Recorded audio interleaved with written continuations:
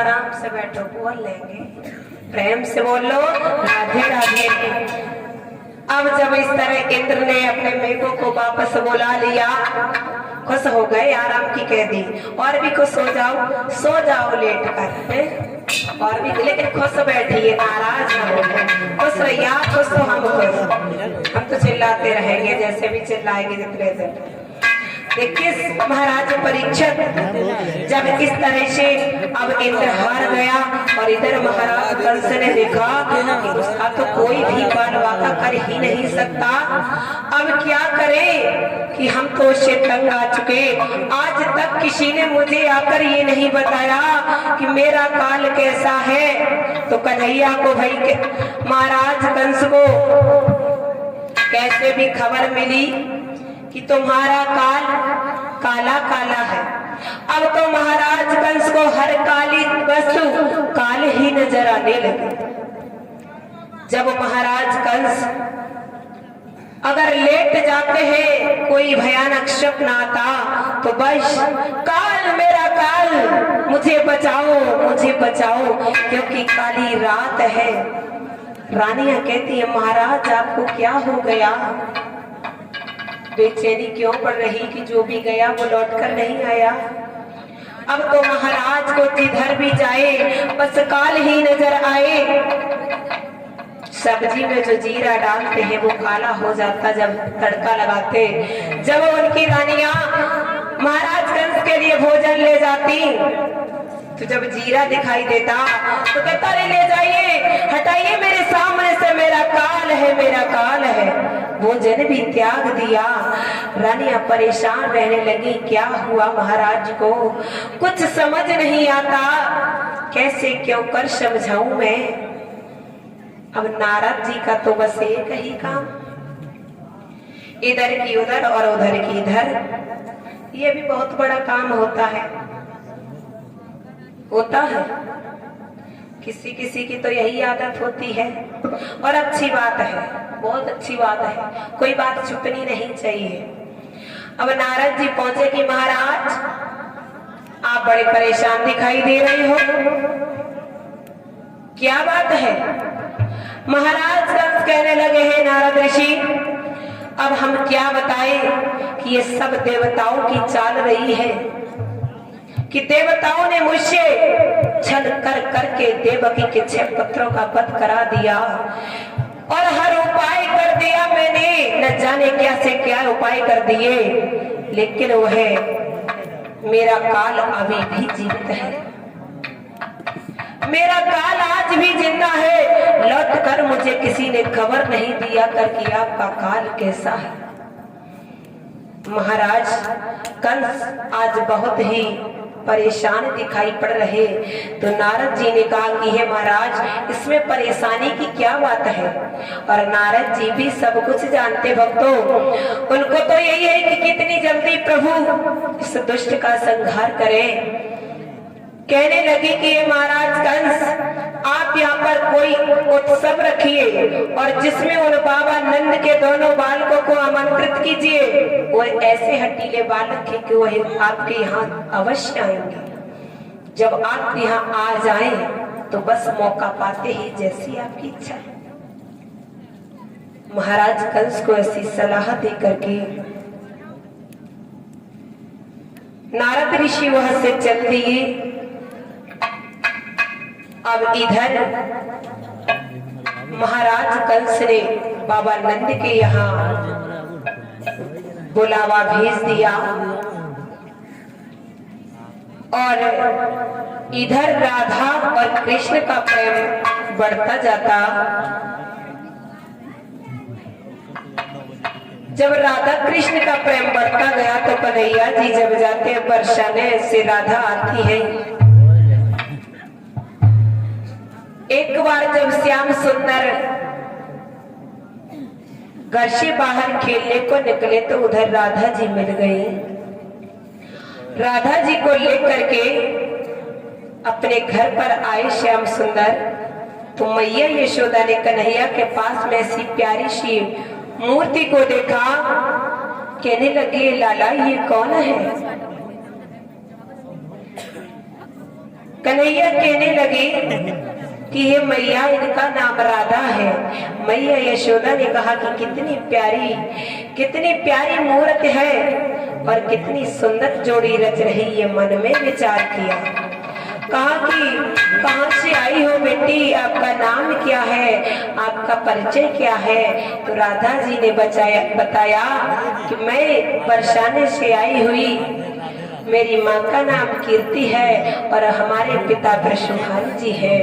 तो यशोदा मैया कहने लगी, अरे ये तो मुझे रोज मिलती है पनघट पर। अब तो कहा कि बेटा अब तू इसको घर पर छोड़ा, देर हो रही है। कन्हैया ने कहा, हाँ मैया हम छोड़ाएंगे। तो कन्हैया जी छोड़ने को गई है राधा जी को, लेकिन इतना प्रेम बढ़ गया कि उन्हें खबर ही नहीं हम कहाँ तक पहुंचे जा रहे हैं। राधा जी ने कहा कि आप भी चलिए हमारे घर। तो राधा जी के साथ में कन्हैया जी चले जा रहे हैं। और कन्हैया जी जब राधा जी के घर पहुंचे तो मैया कीर्ति ने देखा कि कितना सुंदर ये लाल है। बेटा कैसे यहाँ पर आए हो? तो कहा कि कुछ नहीं मैया, बस खेलते खेलते इधर चले आए। अब तो यही हो रहा है कि इधर की उधर और उधर की इधर।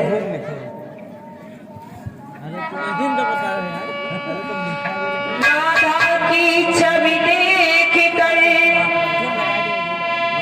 और लगी यशोदा हरीशाई, दोनों का मुंह चूम गई, गोदी लिया बिठाई। आज इधर मैया यशोदा ने जिस तरह से प्रेम प्यार किया, उससे ज्यादा ही मैया कीर्ति आज कन्हैया को प्यार कर रही है। इस तरह से परिचय देते हुए दोनों अपने अपने जब घर के लिए आए, दोनों का जब और भी प्रेम बढ़ता गया, त्यों ही त्यों गोपी वृंद में और परस्पर डाह बढ़ी। कि कहते थे घरी घरी सभी परम भक्ति बेग्वाल, यहाँ हमारे भाग्य है प्रगटे है गोपाल। क्यों इतनी लीलाएं जिसकी देखी हो तो कौन भला नहीं समझेगा कि ये कोई सादा बालक नहीं है। तो ग्वाल बाल मन में विचार करते थे कि हे भगवान, बड़े सौभाग्य है मेरे जो मेरी ग्वाल बालों की टोली में और भगवान खेलते हैं। कि रघुबरी ने माने बढ़ाया था,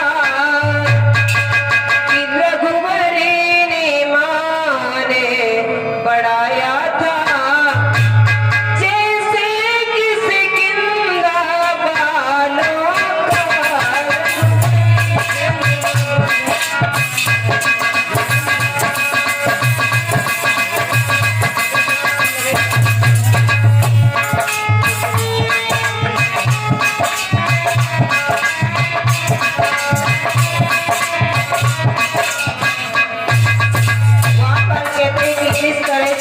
भगवान श्री राम ने किष्किंधा वालों का मान बढ़ाया था, वैसे ही यदुवर ने हम ग्वाल वालों की टोली को अमर किया। कि यदुवरी ने नाम बढ़ाया है, यदुवरी ने नाम बढ़ाया है, वैसे हम सब ग्वालों का।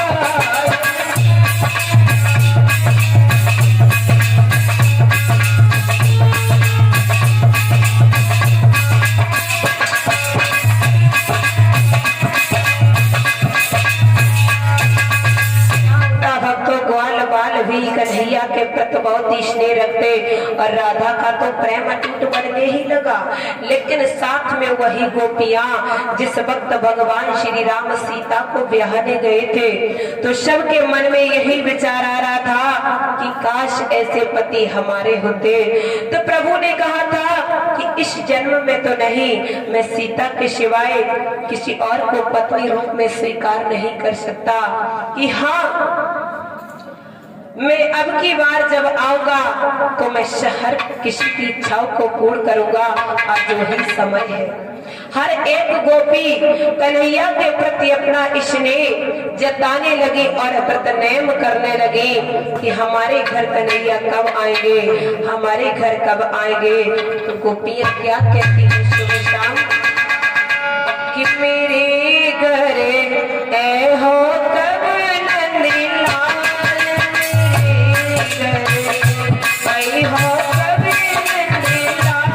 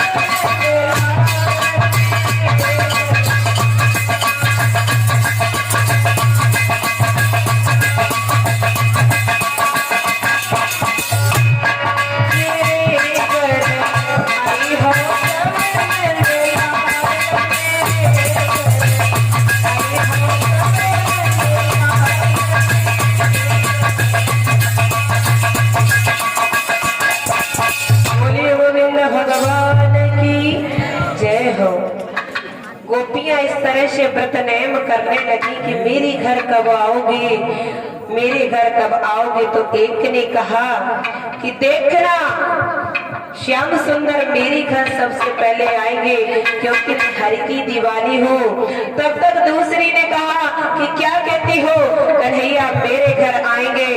और देखिए ये राधा रानी आ रही है। सुना है कि श्याम सुंदर का विवाह इन्हीं के साथ होगा। अब इस तरह से सभी गोपियों में थोड़ी चर्चा चलने लगी कि आली वास्तव में राधा युग जोड़ी है कन्हैया की। उनकी बातों ही बातों में ये बातें ही चल रही थी कि राधा जी का विवाह श्याम सुंदर से होगा। भैया कन्हैया तो उन्हीं के साथ विवाह करेंगे और जोड़ी भी क्या खूब लगती है। तब तक वहाँ राधिका पहुंच ही जाती है। ललिता ने कहा, यूं ही मजाक मजाक में ललिता बोली, क्यों बहन, क्या यहाँ आज गोपाल जी आ रही है? राधा बोली कि जिस जगह जग की कोई मजाल न हो उस जगह गोपाल अवश्य होंगे आली। ललिता बोली कि तू तो कहती थी कि राधा दीवानी चली आ रही है, चपला उठ करके दीक्षा ले ले, ये तो कुर्बानी आ रही है।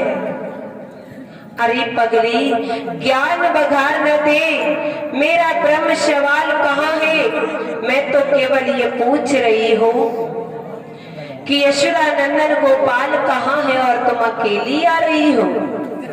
क्योंकि कह नहीं देते कि आज अकेली कैसे हो, गोपाल कहाँ है, अकेली चली आ रही हो। अब इस तरह से जब कहा है ललिता ने राधा से कि वाह अकेले चले आ रहे हो, भाई कन्हैया तो आपके बिना नहीं रह सकते। और क्या बोले,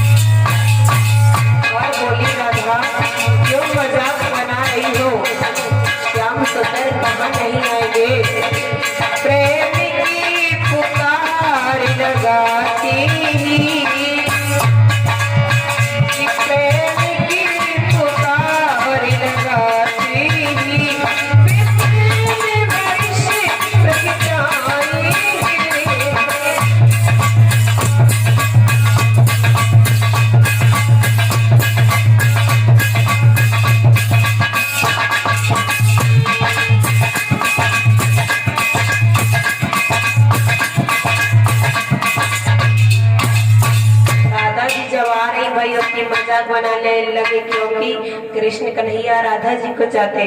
तो राधा जी कहने लगी कि आप मुझसे पूछ रही हो कि कन्हैया कहाँ है, तो आपको क्या पता नहीं कन्हैया मेरे ही साथ नहीं सभी के साथ है। जरा प्रेम की आंखों से तो देखिए कन्हैया किस जगह नहीं है, हर जगह है।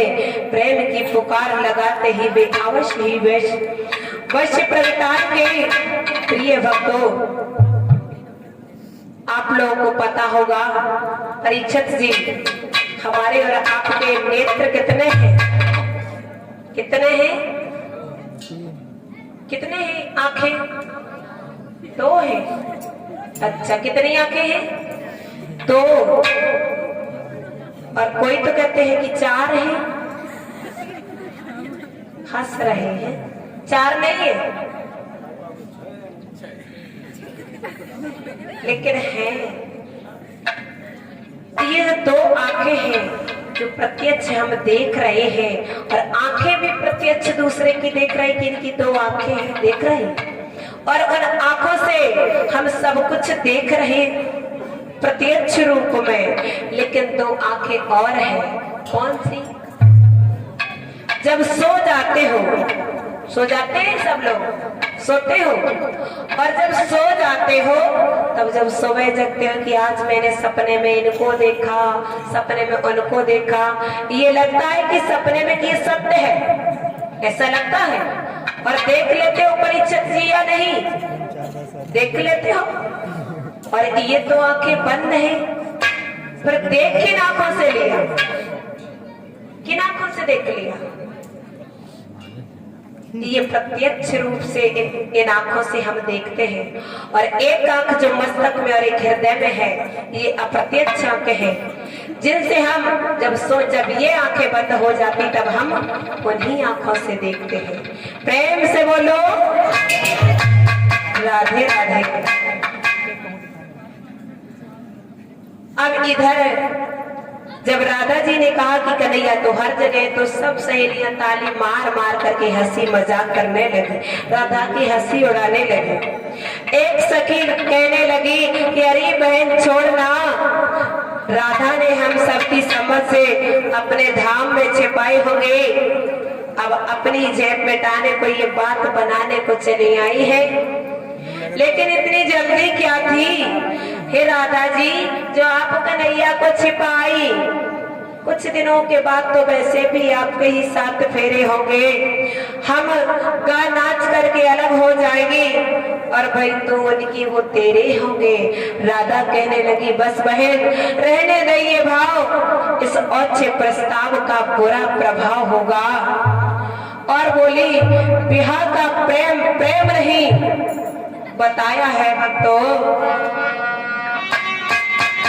यहाँ का प्रेम और प्रेम नहीं, वही तो व्यापारी कहता है, अथवा दो विषयी जीवों का विषयों तक ही अरे नाता है, अथवा दो विषयी।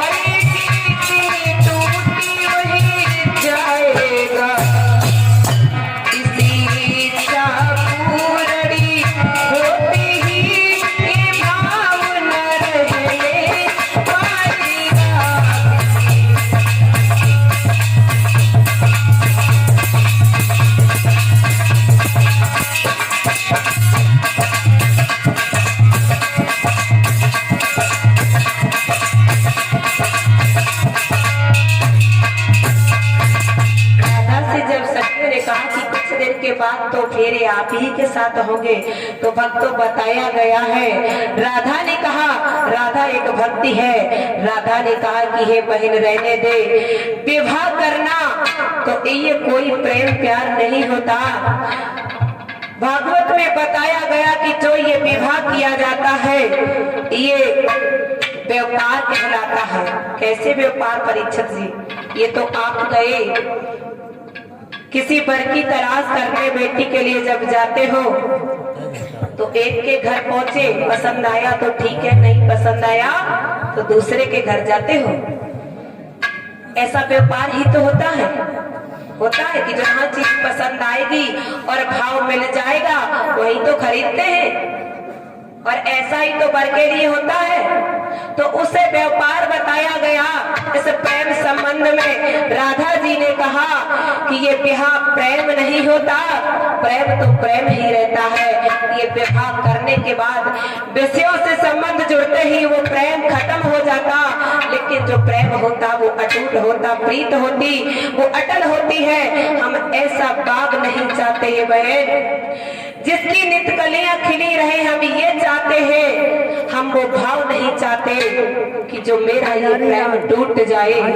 हम ऐसा बाग लगाना चाहती हूँ जो हम आजीवन नित कलियां हमारी खिली रहे, आत्मा से आत्मा जुड़ी रहे, आंखें से आंखें मिली रहे, बस हम यही चाहते हैं। तो प्रिय भक्तों, ये तो सभी जानते हैं कि कन्हैया का विवाह राधा के साथ नहीं हुआ, और ये भी सब जानते हैं, वो हम क्या कहें, वो तो हर जगह है।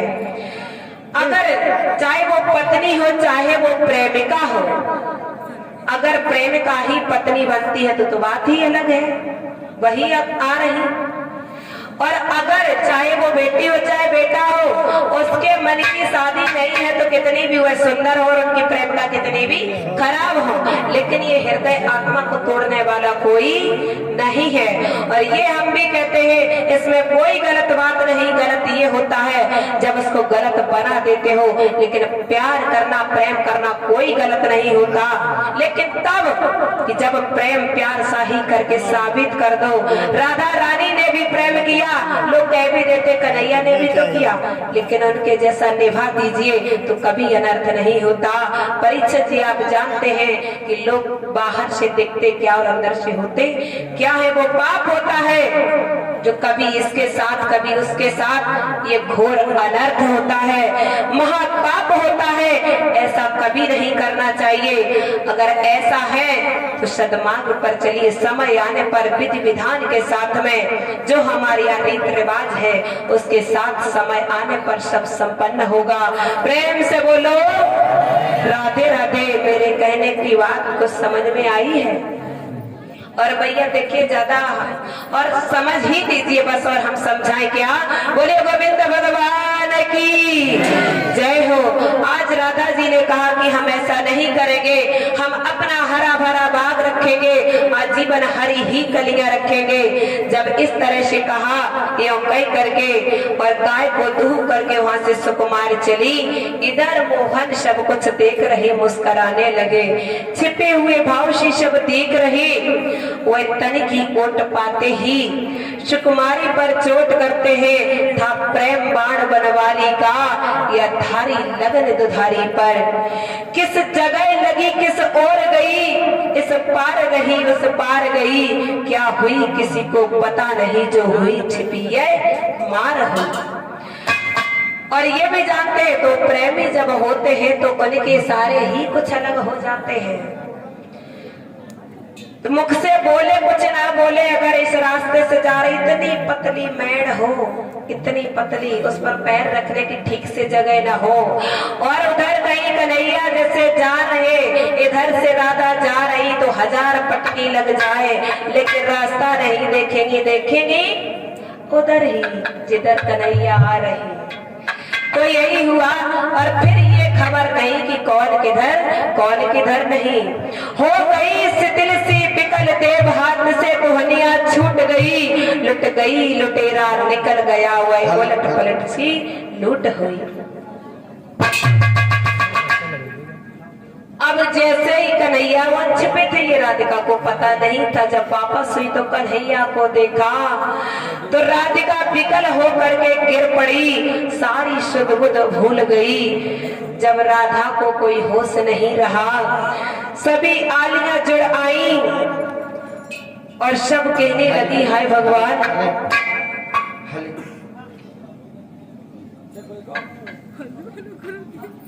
कि राधा जी को क्या हो गया। एकदम से राधा जी घुस खाकर गिर पड़ी। क्या हो गया, अभी कोई और इशारा किसी को पता नहीं था। ये दोनों आपस में ही बस वो जाने या ये जाने, और किसी को पता था नहीं। राधा जी जब गिर पड़ी तो अब सभी हाहाकार पुकार उठी, गोपियां राधा जी को क्या हो गया। जब से राधा जी की माई आई कीर्ति और रोने लगी, मेरी बेटी को क्या हो गया, तुम क्या करती रही और यहाँ क्या हो गया। कहने लगी कि न जाने जब तक कोई वैद आएगा तब तक मेरी बेटी राधा का क्या हाल होगा। आज जिस तरह से विलाप करने लगी कीर्ति,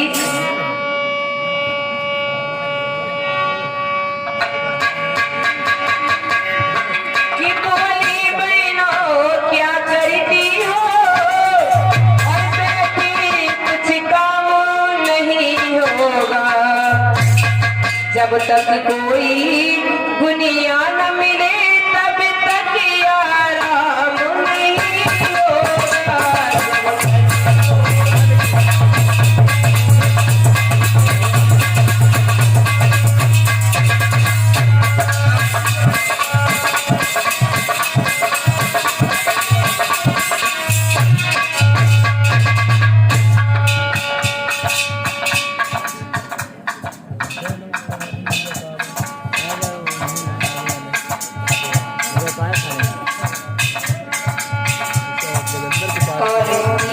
भैया श्री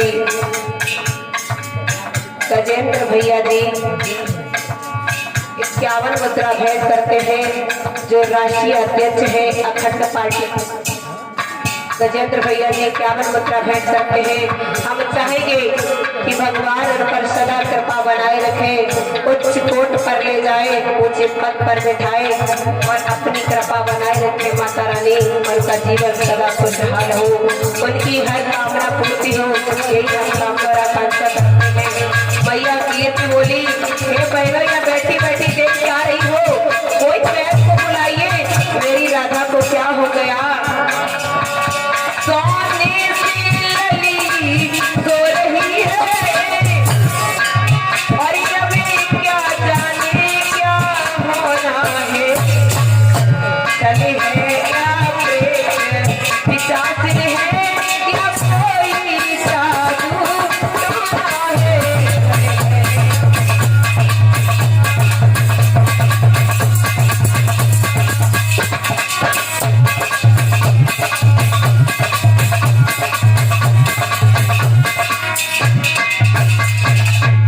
घबराने लगी, न जाने क्या हो गया मेरी बेटी को, छल है या कोई भूत प्रेत है या कोई जादू टोना कर गया। सब आलियां उठाई, जिसके जो मन में आया अपनी अपनी चाल चलने लगी। जो जिसको गुनिया मिला वो उससे लेकर के आ गई, ले करके लोटे में पानी भर भर के कोई राधा के चेहरे को धुल रहा, कोई छींटा लगा रहा, कोई नीम का झोंका लेके झाड़ी फूकी करने लगे। ओम काली काली इस तरह के मंत्र पढ़ते पढ़ते, यानी कि अपना अपना सब विचार रख रहे। कोई कानों में फूंक मार रहा, कोई सावधान सावधान हो जाओ इस तरह चिल्लाने लगा। नाड़ी टटोल कर वैद्यराज बैठ गए। नाड़ियों से और कहा, वैद्यराज जी ने मन में विचार किया, भाई ये तो प्रेम ग्रह का रोग है, इसमें हम क्या कर सकते हैं। सब अपना अपना मुंह लेकर के और लौट गए, क्योंकि जब कोई बीमारी हो इलाज तो हम उसका करें, जब कोई बीमारी नहीं है नाड़ी देखते तो लौट गए। अब क्या हुआ, लेकिन ललिता ने उस बात को समझ लिया कि जितने वैद्य आए और कुछ न बताए और लौट गए। क्यों भाई, जो हमेशा साथ रहे वो ना समझे तो कौन समझे। ललिता के कुछ कुछ दिमाग में भरने लगे। ललिता ने कहा, अच्छा बीमारी कब से परेशान है हम सब, लेकिन बोली किसी से कुछ नहीं, किसको क्या हुआ क्या नहीं, लेकिन खुद समझ गए। और अब क्या हुआ कि ललिता ने जब हाल समझ लिया, ललिता ने कहा, वाह उन्हीं नटवर का ये खेल है जिसलिए ये राधा घस खा के गिर पड़ी। अब क्या हुआ,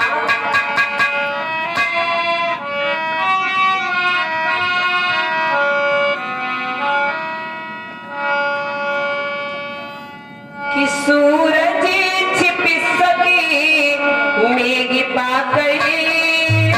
परीक्षित ने बताया है कि सूरज भी छिप जाएंगे एक दिन जब बादल छा जाएंगे, है ना। सूरज भी छिप जाएंगे, लेकिन चंद्रमा भी छिप जाएगा अमावस्या आने पर, लेकिन क्या नहीं छिप सकते हैं कि सूरज छिप सकी मेघ पाकड़ी, चंद्रमा अमावस्या पाए से।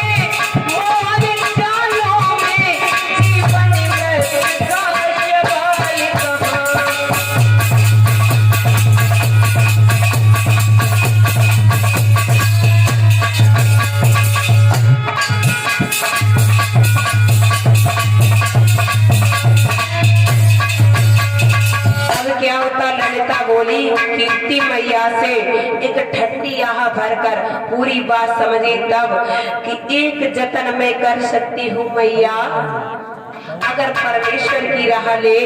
हे मैया, ये कैसा विषधर है जो जादू टोने से भी नहीं गया।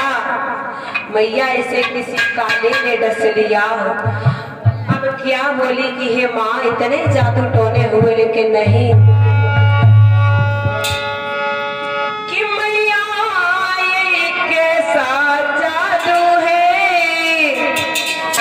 कि मैया ये कैसा और विषधर है जो भैया न जादू टोने से, जो भैया न जादू टोने से माँ है जख्म किसी दूसरी जगह जो धुला नहीं है टोने से।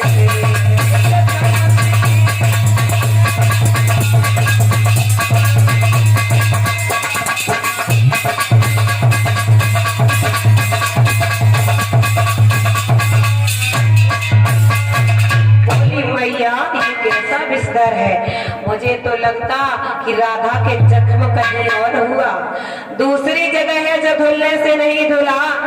मेरी तो यही राह है कि अब उस ही नाम को मना ले हम जिसने इसको मदहोश किया, उस ही काले को यहाँ ले आइए। ये सारे में बात कर रही ललिता। माता बोली, हे लाडली, ये उपाय कहाँ है, कैसे उस काले को ले आएंगे जिसने इसको डस लिया, जिसने मदहोश किया, हम कहाँ ढूंढेंगे, न जाने वो तो कहाँ निकल गया होगा। अब कहा कि ये उपाय कैसे कर सकते हैं जो कि उस नाम को दरवाजे पर लाया जाए। ललिता बोली, हे मैया, वो ऐसा सांप है जो आप ही चला आएगा, केवल खबर हो जाए वो सांप आप ही चला आएगा। मैं जाती हूँ और इसे लोग कपड़े से ढांक दो। अब राधा, अब किसी और को मत दिखाना, अब हम उसी को लेकर आ रहे। यूं कह करके चलती हुई ललिता वहां से तत्काल वहां से चल दी और यशोदा माँ के सामने पहुंच गई। ललिता पूरी बात समझ चुकी पक्की। ललिता बोली कि कहाँ गयो है कन्हैया, जल्दी से बतला दे मैया, कानों से सुनी नहीं जाती है, बरसाने में हाहाकार मची है। हे मैया, जो राधा छोरी थी, जो तुम्हारे घर आया जाया करती थी, जो तुमको बहुत चाहती थी, कान्हा से बहुत लाड़ लड़ाती थी, उसको क्या जाने और कैसे क्या हो गया, किसी विषधर ने उसे कहीं डस लिया है मैया। तब से पानी भी नहीं पिया मैया, वृषभान की दुलारी ने न पानी पिया, कुछ नहीं, ना आंखें खोलती। और तेरा जो कन्हैया मैया यशोदा से भी चाल चल रही ललिता, और आज भी भैया सहेलियां ये सब काम बना देती हैं। तो वैसे ही ललिता थी, ललिता ने कन्हैया को कैसे लिया ये नहीं कहा, बोली मैया तेरो कन्हैया बड़ो गुणवारो है। मैया यशोदा बोली, भैया मेरा कन्हैया ये कब से करने लगा। कि मैया तुम क्या जानो, एक बार हमारी गोपी को ऐसे और डस लिया था, आपके कन्हैया ने हाल झट से सही कर दिया। कहने लगी मैया पता नहीं ये कब से जादू टोना सीख गया। ललिता बोली मैया तू भेज दे मेरे साथ, तेरो कन्हैया बड़ो टोना वारो न्यारो है, कारो झारे तो चैन पड़े, राधा को डस गयो कारो है। और क्या बोली,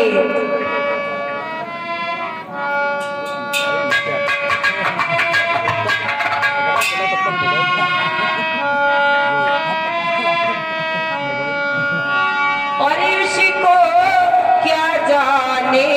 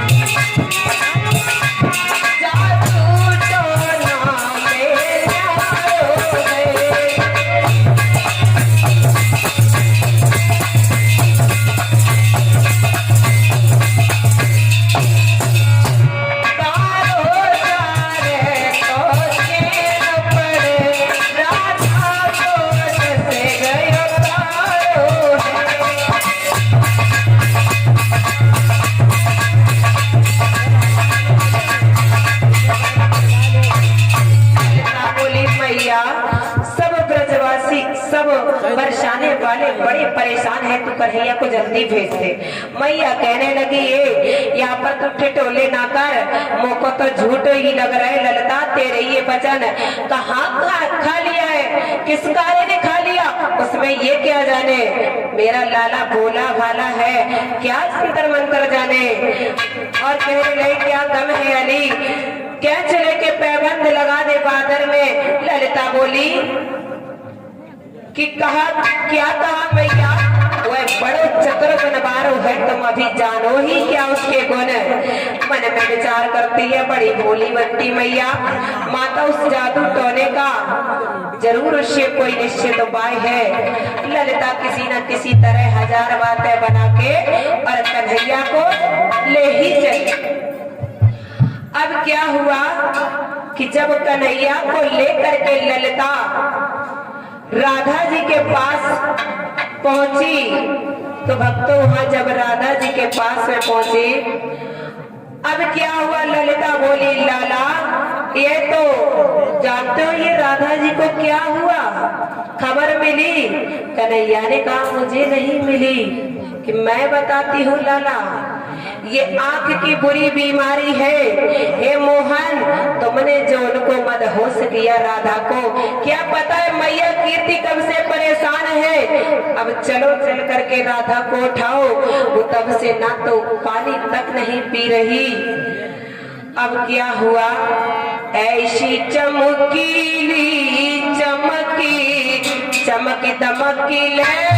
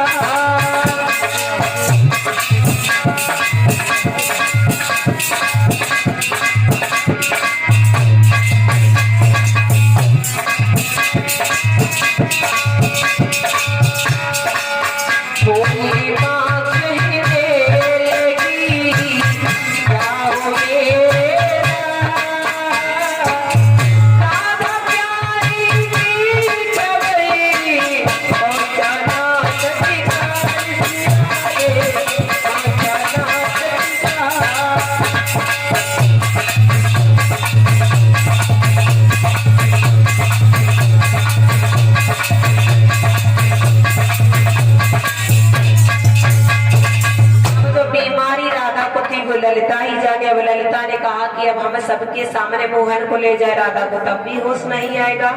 ललिता ने इधर कीर्ति मैया से चाल चली, तब तो कन्हैया के घर पहुंची, और कन्हैया की मैया यशोदा से चाल चली, तब तो मोहन को लेकर आई। अब यहाँ तो बहुत भीड़ भाड़ है, राधा जी उस बीच में है। तो अब क्या बोली ललिता कि ये मैया ये मनमोहन आए हैं और ये सबका मंत्र जानते हैं, जो भी राधा को बीमारी होगी वो सब सही हो जाएगी। लेकिन देखिए किसी के, अब राधा जी को बहुत देर हो गई, पड़े पड़े थोड़ा आराम करने दो और सब दूर हो जाओ, सब दूर हो जाइए, न जाने कैसी क्या बीमारी हो, किसको लग जाए। अब ललिता इस तरह बातें बना रही कि ये कैसे दूर हटे। अब ललिता ने सबको बातों बातों में दूर कर दिया, हटिए सब दूर दूर हो जाइए, केवल मोहन को ही पास रहने दो। अब सब आलियां दूर हो गई।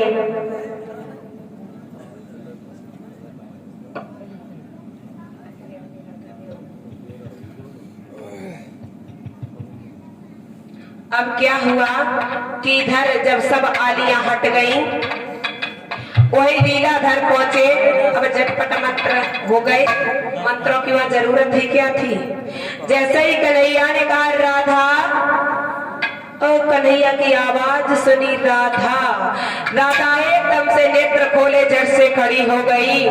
आज प्रेम ब्रड़ी ने त्यों ही नैन उघार दिए और कन्हैया के चरण कमलों में गिर पड़ी। अब कन्हैया ने कहा कि राधा कहाँ दर्द है, क्या बीमारी है, पूछने लगे कि प्रभु ने पूछा क्या हालत है, राधा क्या हालत है। राधा बोली तुम ही जानो, प्रभु ने पूछा दर्द कहाँ है। राधा बोली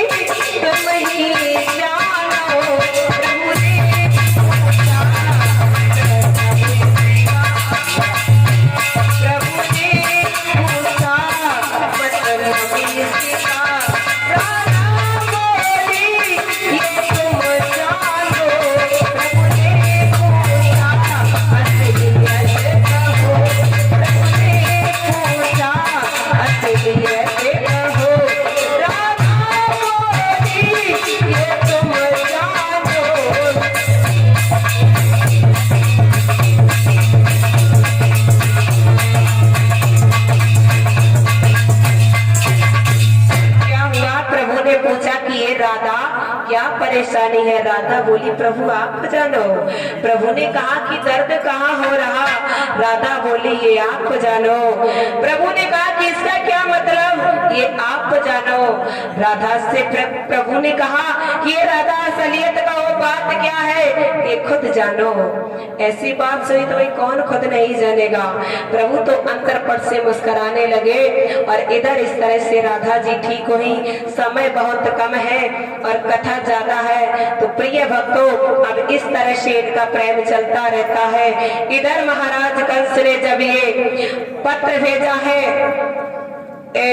भगवान श्री कृष्ण और बलराम को बुलाने के लिए, तो भगवान को मथुरा में जब आमंत्रित किया गया तो आज कन्हैया को लेने के लिए जब अक्रूर जी आए हैं, मन में विचार करते आ रहे हैं, तो ये कहते कि सारा जीवन मेरा निकल गया महाराज कंस की यहाँ काम करते करते, कितना सौभाग्य है मेरा जो आज प्रभु के दर्शन हो गए। आज जब ऐसा विचार किया अक्रूर जी, लेकिन एक मन में विचार आया कि कैसा मेरा सौभाग्य है, हम प्रभु को लेने के लिए तो जा रहे, लेकिन किस लिए? ये महाराज कंस उन्हें मारने के लिए बुला रहा है। आज ऐसे कहा कि महाराज कंस उन्हें मारने को बुला रहा, मैं ये पाप कर रहा हूँ, क्या कर रहा हूँ मेरी तो कुछ समझ नहीं आता। आज धर्म संकट में अक्रूर जी पड़ गए। प्रिय भक्तों अब उसके बाद क्या होता कि अक्रूर जी इधर जब आते हैं तो बाबा नंद से कन्हैया को और कृष्ण बलराम दोनों को जब बुलावे का संदेश कहा,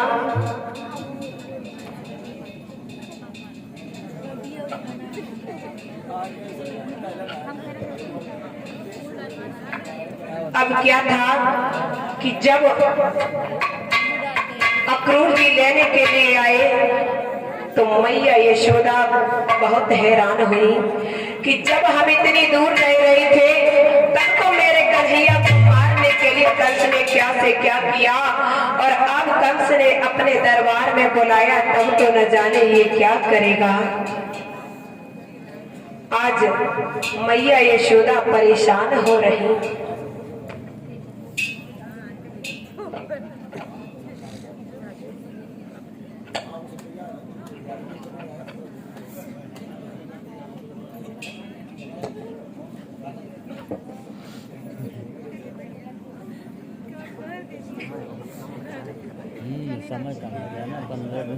बोलिए गोविंद भगवान की जय हो। अब भक्तों क्या होता कि जब अक्रूर जी लेने के लिए आए तो मैया यशोदा बाबा नंद इस बात पर तैयार नहीं हुए कि मेरे कन्हैया को अपने दरबार में बुलाया तो भला कंस कैसे छोड़ देगा। लेकिन ये बात बलराम को पता है कि उन्हें मारने वाला कोई नहीं। अब क्या होता कि कन्हैया जी समय के अभाव में हम कथा को जल्दी लेकर चल रहे हैं। प्रिय भक्तों आज भगवान श्याम सुंदर और बलराम जी तरह तरह से मैया यशोदा को समझाते, क्योंकि कहते हैं कि हमारी लीलाएं अभी तो बहुत बड़ी है और जितनी भी हो जाए उनको करने दो। जब मथुरा जी आज वृंदावन को छोड़ करके भगवान श्याम सुंदर मथुरा नगरी के लिए जा रहे थे तो वही खबर इन गोपिकाओं को जब मिली तो सारी गोपिकाएं दौड़ करके आई और कहने लगी कि तुम मुझे छोड़ करके कहाँ जा रहे हो कन्हैया, मुझे इस तरह छोड़ करके कहाँ जा रहे हो। मैं नहीं जानती थी कि एक दिन ऐसा भी आएगा कि तुम मुझे छोड़ करके चले जाओगे। अगर मैं ऐसा जानती होती तो मैं आपसे कभी प्रेम ना करती। और कहती है गोपिकाएं कि ये मनमोहन मुझे छोड़कर मत जाइए, कि जो मैं ऐसी जानती अरे प्रीत करे दुख होए, नगरी ढिंडोरा बीतती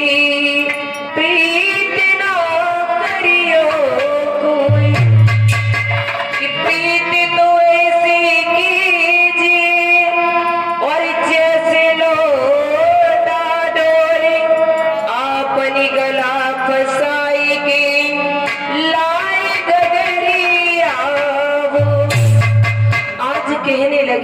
गोपिकाएं कि जो मैं ऐसी जानती कि प्रीत करे तब होए तो नगर ढिढोरा पीटती प्रीत न करियो। कहने लगी कि मुझे छोड़ करके जा रहे हो मोहन। कन्हैया कहने लगे कि मुझे जाने दो, मेरे पास समय नहीं है गोपिकाओं, मैं लौट कर अवश्य आऊंगा। गोपिकाएं कहने लगी कन्हैया क्या तुम्हें पता नहीं कि जब तुम्हें हम हर बार देखा करती थी, आटो पैर नहाती थी, तब तो मेरा जी नहीं भरा। जब वहां चले जाओगे तो हम कैसे रह पाएंगे। मेरा शरीर यहाँ पर रह जा रहा लेकिन मेरे प्राण चले जा रहे, कैसे रह पाएंगे। कन्हैया ने कहा कि हम परसों लौट करके आ जाएंगे। और इस तरह से जब राधा ने खबर सुनी, राधा चिल्लाती हुई रोती हुई रथ के आगे लेट गई और कहने लगी है मनमोहन मैं तुम्हें हरगिज नहीं जाने दूंगी, चाहे कुछ हो जाए या तो मुझे साथ ले चलो। श्याम सुंदर ने कई तरह से समझाया और आगे बढ़े हैं। गोपिकाएं उठी और कहने लगी है कन्हैया तुम कितने बेदर्द निकल गए जो मुझे छोड़ करके चले गए। और कहती है क्या कि अमरत कड़ी गाँव कन्हैया को दूर, अमरत कड़ी गाँव कन्हैया को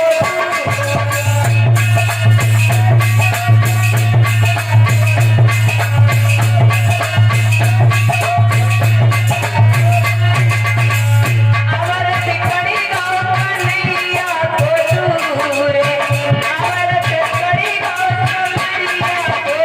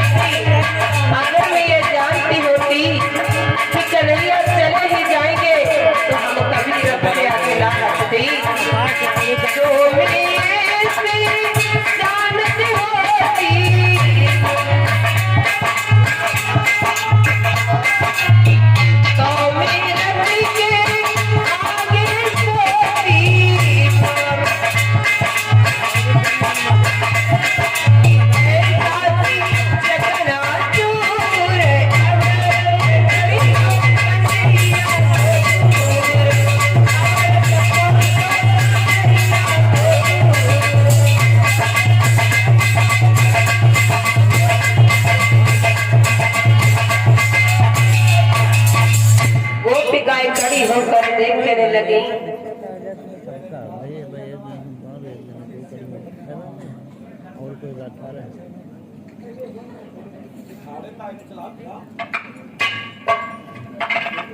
और ये 151 मुद्रा श्री गजेंद्र वर्मा अखंड पार्टी के प्रदेश अध्यक्ष जो हैं वो 101 मुद्रा भगवान के दरबार में समर्पित कर रहे हैं।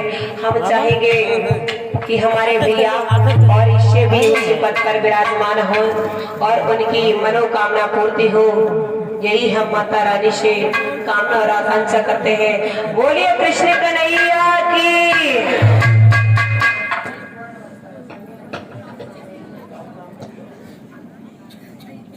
अब क्या हुआ भक्तों, जब कन्हैया जी वहां से निकल गए, गोपिकाएं इधर बिलखती रह गईं। जब मथुरा नगरी के पास पहुंचे तो वहीं एक बगीचे में पड़ावे डाल दिए। बाबा नंद आए हुए थे, बेटा ये आपकी नगरी नहीं है, ये महाराज कंस की नगरी है, इसमें समझ करके रहना। अक्रूर जी बोले कृष्ण जी से, चरणों में शीश झुका करके हे नाथ, नंद ग्वालों को यही आराम करने को दीजिए। जिन चरणों में वह शक्ति है पत्थर को भी जीवित कर दे, जिन चरणों में वह माया है राई को भी पर्वत कर दे, जिन चरणों पर अर्पण होकर बलि ने अक्षय अधिकार प्राप्त किया। प्रभु बोले, हे चाचा, मुझे सब कुछ मंजूर है, लेकिन इस जगह रहना हमारा ठीक नहीं है। तुम जानते हो ये प्रदेश है, दूसरे परस्पर हमारी मामा से अनवन है, तीसरे खासकर कंसराज ग्वालों के जानी दुश्मन है, और फिर और भी समस्या है कुछ जिस कारण मुझे यह रहना है। आप तो चतर हो चाचा जी, इससे आगे हम और आपको क्या बताएं। तो अक्रूर जी को विदा किया और फिर भोजन करके बाबा नंद के पैर दबाने लगे। इधर क्या होता है कि जब भगवान श्याम सुंदर आगे बढ़े हैं तो उन्हें मथुरा नगरी में एक कोविजा मिली जो हाथ में चंदन का कटोरा लिए हुए घूम रही थी। प्रभु ने जब देखा तो बोले क्या सुंदरी हो तुम, कहाँ जा रही हो सुंदरी। तो एक कोविजा बोले कि आप ही मेरा मजाक बना रहे हैं, अगर मैं सुंदर होती तो आप मुझे सुंदर ना कहते, मैं करूँ पूछ लिए आप मुझसे सुंदरी कह रहे। बोल आज भगवान श्री कृष्ण ने कहा कौन कहता कि आप करूप है, आप तो इतनी सुंदर है। आज भगवान श्याम सुंदर के कुबजा ने चंदन लगाया और प्रभु ने उनको नीचे पैर के अंगूठे से दाब लिया और इस तरह से जैसे कुबजा को सीधा किया। कुबजा 8 जगह से टेढ़ी थी, इतना सुंदर रूप हुआ जिसका बखान नीरज कुमार छरिया है। बोले कन्हैया लाल की हो जय हो। आज भगवान श्याम सुंदर ने मथुरा में जा करके माली का उद्धार किया और इधर देख लो सारा। अब रास्ते में भगवान श्याम सुंदर के धोबी मिला कि मैं बाहर कैसे आऊं और मेरा ने करने गया।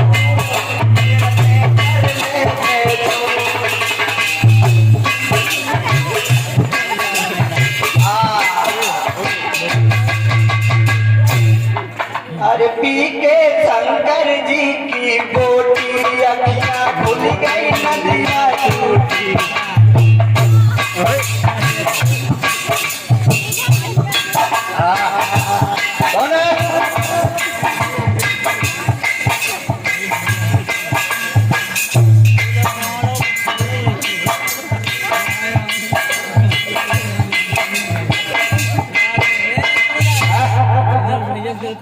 अरे ठेका है गए बंद बोतल कहाँ मिलेगी।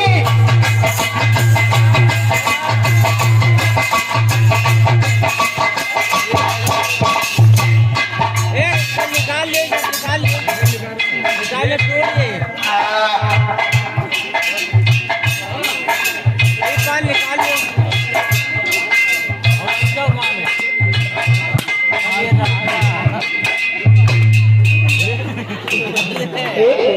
कौन होता बोले खुलीपा दिखा तो। अरे ठेका है गए बंद बोतल कहाँ।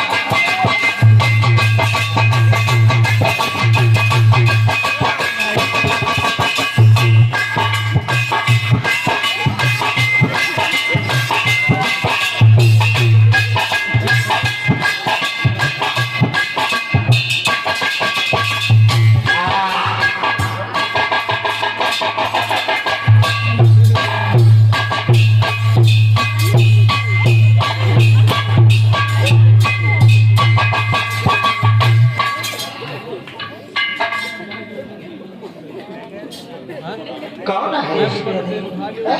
आज जब कन्हैया जी पहुंचे तो धोबी मिला रास्ते में।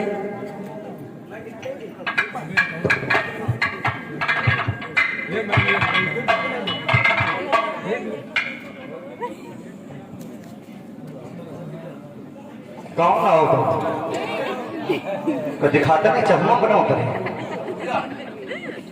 अबे एकदम दिखाते हैं कई बगलो से आखी करेगी। अब पहले तो आँख और लगाए ले, तो आँख और लगाए ले तब दिखाए जो कि को है हमारे लगा है मामा ले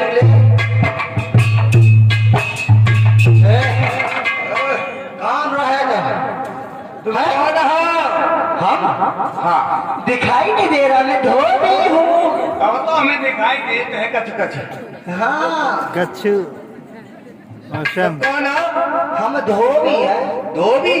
कहाँ गई? धोबी हो? हम धोबी थोड़ा है। हम धोबी के पापा। तो धोबी है तो भाई धोबी है। अब कौन हो? हम धोबी थोड़ा है। हम धोबी के फूफा। धोबी की भूपा हो? हाँ फिर वो धोबी है हो? ये तेरी के तुम धोबी हो। हम धोबी थोड़ा है। हम धोबी थोड़ा है। कौन हो? हम धोबी के जीजा। धोबी के जीजा? हाँ और तो भाई तो जी धोबी है। तुम धोबी हो। हम धोबी थोड़ा है। हाँ? हम धोबी के चाचा। चाचा हाथों का तो पंडित हुई गए। आओ धोबी धोबी है। हम धोबी हो ना। हाँ, हम धोबी के बहनोई। धोबी के बहनोई? हाँ तो बहनोई हो तो का तो ठाकुर हुई गए हो तो धोबी है। तुम धोबी हो। पहले तो मान मान ले। पहले हमें क्या बताओ जो लहंगा पहने का अच्छा है। हो, जो कहाँ पहने हो? हाँ टैक्सी है कि टैक्सी है? ना टैक्सी अंदर है। टैक्सी है ना है? टैक्सी बाराबंकी है। जो महाराज देखो मालूम का है। जो का है? रुमाल। रूमाल लाए हैं। जो रूमाल लाए हैं जो है बेलाज। का है? बेलाज बेलाज का जीप लगा। जो बेलाज है। बेलाज नहीं है। और ना तू जानते तो हमारी माता बहनों को पूछो बेलाज है? रुमाल है। का है? रुमाल है। लहंगा है कि नको जो हाँ? की को है? मेरी कंस है और कंस की ओ नहीं को कंस की मौसी को? मौसी को नहीं नानी को। भूल गया? हाँ। हमें लगा चले जो ढोलक बंद की तो नहीं है मौसी। इनकी बेटी को है। चलो उतारो फटाफट का जो कह ले आओ। ले ये करो उतारो चुका है। लला जब मैं को लाल तो मैं नीचे गिरी गए।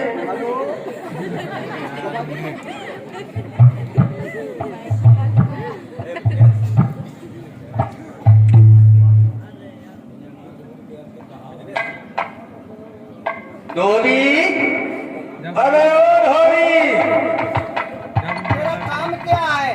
हमारा काम है जो पहने का हो जाए उतारो पहले। का तेरे बाप ले दे। जल्दी उतारो जल्दी। उतरवा ले तेरी कागज तो। जल्दी जल्दी उतार लो। कागज उतरवा ले। जल्दी उतार लो फटाफट 12 बज गए।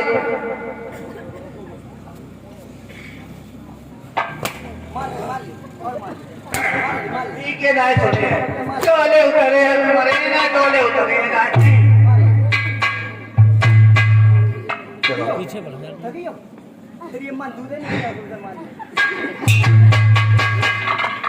बहुत आरामी है लगे तो धोनी जो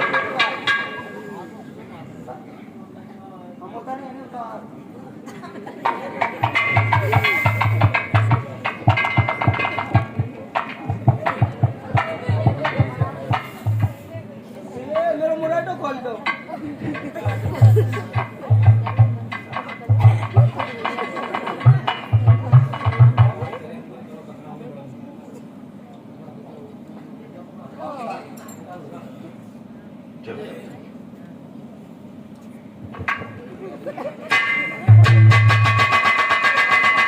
ये ना कल उतार पे है हमें क्यों थोड़ा उतरे? ये कल ना उतार पे है जो मेरे बहू है कल उतार।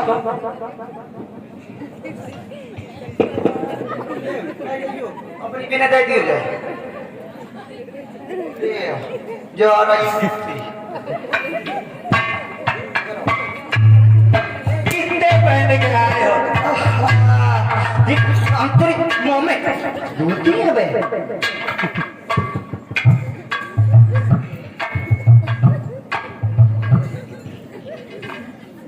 हाथ ऊपर। लहंगा गिर गया।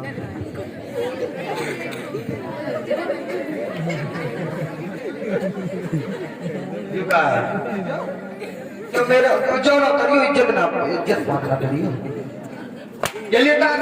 ओफो पेट पीरो पेट पीरो ही लहंगा गिरो ही।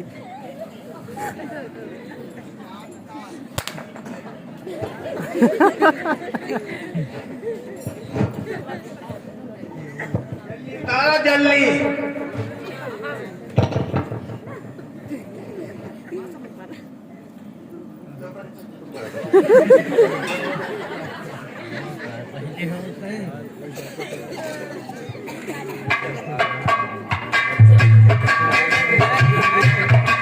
चलो भागो यार। आ गई और घरे पा अब निकल लो पतली गली से फटाफट। भैया मैं